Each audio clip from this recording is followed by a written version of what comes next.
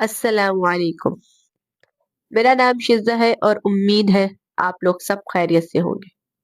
یہ کہانی ہے ایک دلہن کی جس کے ہاتھوں میں چوڑیاں نہیں بلکہ کسی اور کی موجودگی تھی۔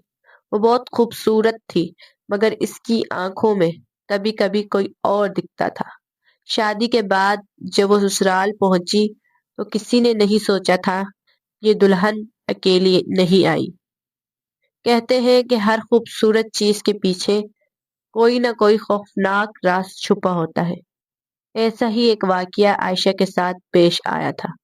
تو آئیں چلتے ہیں واقعے کی طرف۔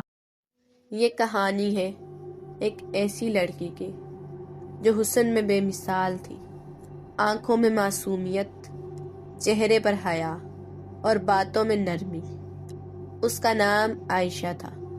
عائشہ اپنے ماں باپ کی اکلوتی بیٹی تھی۔ بچپن ہی سے وہ کچھ الگ سی تھی۔ کبھی کبھی اکیلی باتیں کرتی، رات کو اچانک جاگ کر کسی خالی کونے کو گھورتی، مگر گھر والوں نے اسے بچوں کی عادت سمجھ کر نظر انداز کر دیا۔ وقت گزرتا گیا، عائشہ جوان ہو گئی اور اس کی خوبصورتی کے چرچے دور دور تک پھیل گئے۔ آخر کار ایک نیک اور شریف گھرانے سے اس کا رشتہ طے پا گیا۔ نکاح ہوا اور رخصتی کا دن آ گیا۔ دلہن بنی عائشہ، سرخ جوڑے میں ملبوس، ہاتھوں میں چوڑیاں، آنکھوں میں خواب، وہ اپنے سسرال روانہ ہوئی۔ شروع کا دن تو بہت اچھے گزرے۔ عائشہ سسرال میں سب کی آنکھوں کا تارا بن گئی۔ نماز پڑھنے والی، ادب کرنے والی، خاموش اور سلجھی ہوئی، مگر یہ سکون زیادہ دن قائم نہ رہ سکا۔ ایک رات سب سو رہے تھے کہ اچانک کچن سے برتن ٹوٹنے کی آواز آئی۔ جب سب دوڑ کر گئے تو دیکھا عائشہ کچن میں کھڑی تھی، آنکھیں سرخ، بال بکھرے ہوئے اور اس کے ہاتھ میں ٹوٹا ہوا گلاس تھا۔ وہ زور زور سے ہنس رہی تھی، ایسی ہنسی جو انسان کی نہیں لگتی تھی۔ سب نے سمجھا شاید نیند میں چل رہی ہو، مگر اگلے ہی دن پھر وہی ہوا۔ حرکتیں بڑھنے لگی، کبھی وہ اچانک زور زور سے چیخنے لگتی، کبھی دیواروں کو نوچتی، کبھی اپنی ہی چوڑیاں اتار کر چبا جاتی۔ ایک دن تو حد ہو گئی۔ سسرال والے بیٹھے تھے کہ عائشہ نے اچانک بھاری لکڑی کی کرسی اٹھا کر دیوار پر دے ماری۔ جب اسے روکا گیا تو وہ ایسی آواز میں بولی، مجھے مت روکو، یہ گھر میرا نہیں۔ یہ آواز عائشہ کی نہیں تھی۔ اب گھر میں خوف پھیل چکا تھا۔ سسرال والوں کو یقین ہو گیا کہ یہ معاملہ عام نہیں۔ نماز، اذان، قرآن کی تلاوت پر عائشہ تڑپنے لگتی، کان بند کر لیتی اور زور سے چیختی۔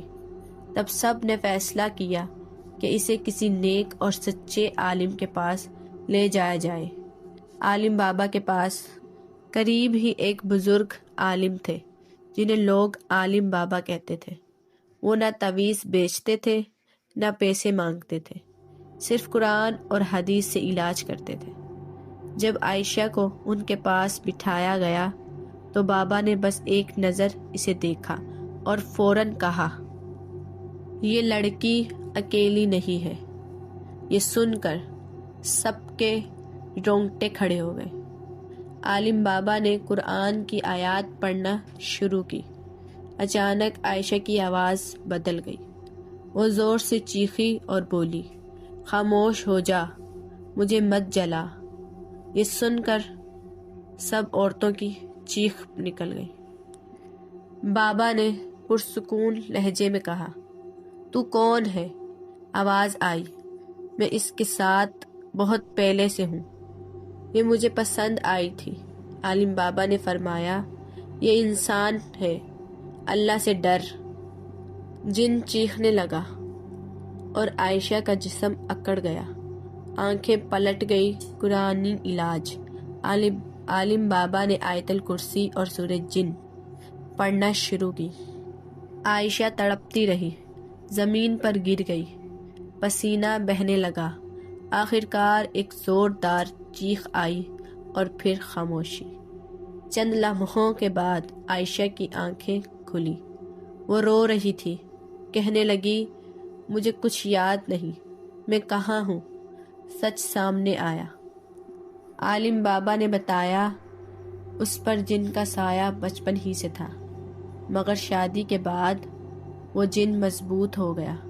انہوں نے نصیحت کی کہ 5 وقت نماز، روزانہ سورہ بقرہ، گھر میں اذان، گناہوں سے پرہیز کرے۔ آج عائشہ بالکل ٹھیک ہے، ایک خوشحال زندگی گزار رہی ہے۔